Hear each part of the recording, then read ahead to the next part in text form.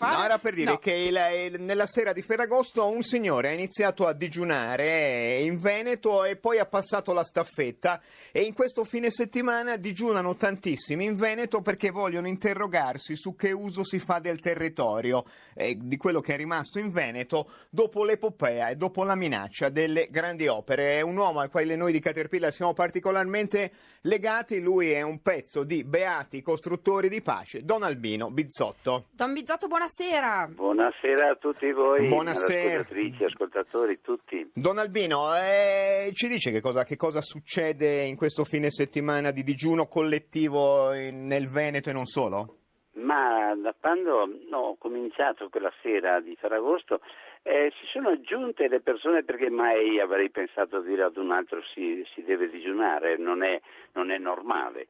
E invece è nata una solidarietà che è passata poi addirittura a una istituzione, un'amministrazione comunale di Marano Vicentino con sindaco e giunta, la Piera Moro e la sua giunta, che hanno digiunato per altri giorni e poi ha continuato fino a questo momento, e sabato e domenica prossima questa prima fase vorremmo concluderla nel Veneto, in vista poi di un incontro anche a livello istituzionale con la giunta e con il Consiglio per chiedere una moratoria sulle grandi opere, cosiddette grandi opere, che non sono grandi affatto, ma sono invece opere che non sono per il bene comune, sono invece per pagare un pochino i soldi privati agli investitori che col project financing in qualche modo fanno un debito pubblico mascherato che dovrà essere pagato anche dalle future generazioni, perché gli interessi dureranno 30-40 Don anni Albino, a venire. permetta la benevola provocazione, immagini un po' superficiale del Veneto,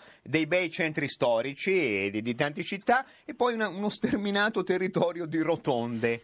È un po' a parte le rotatorie certamente, ma quello a cui hai accennato, noi siamo i primi ad apprezzare e dire ma che bravi sono stati ad Assisi, nelle altre città del centro Italia, a mantenere i centri storici così ancora collegati a chi li ha lasciati, e questa arte di cui il Veneto è straricco ed è una realtà eccezionale, poi con le culture pregevoli che ha sarebbe una cosa straordinaria. Invece c'è una grande speculazione, proprio qualcosa come 38 ettari al giorno negli ultimi 20 anni sottratti al terreno coltivabile.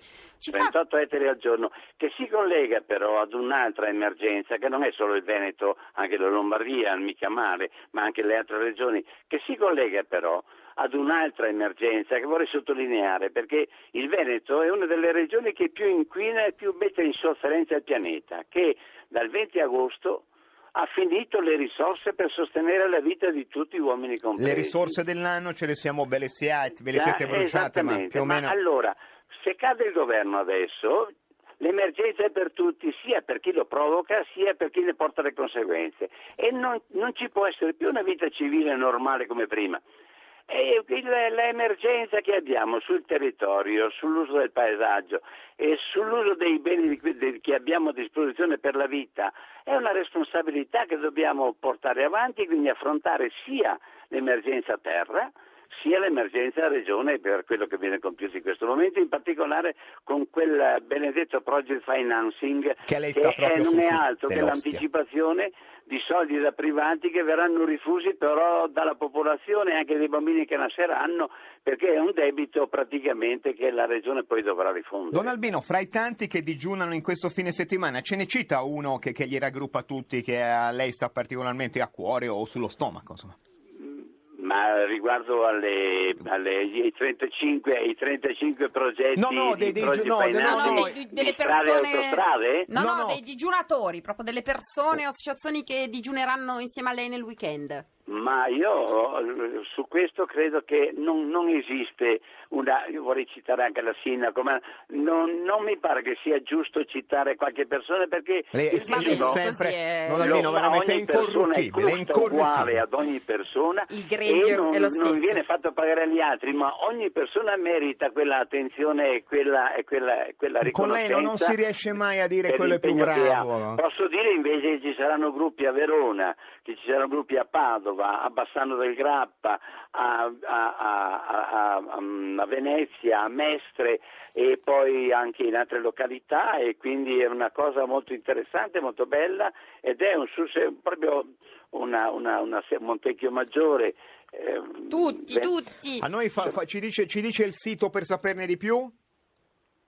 Il sito, un sito possiamo dare quello dei Beati Costruttori di Pace, che è beati.eu. Andate nel sito beaticostrutoridipace.org. Don Albino, sparga su di noi la sua benevola benedizione, buon digiuno per tutelare.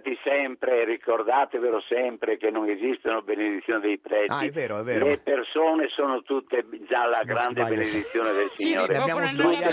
Non ne abbiamo azzeccato. La dobbiamo lasciare, Don Bizzotto. Grazie mille. Buon digiuno. Grazie, poi ci ha benedetto. È un demonio di prete. Don Albino Bizzotto, beati i costruttori di pace. Grazie a voi tutti.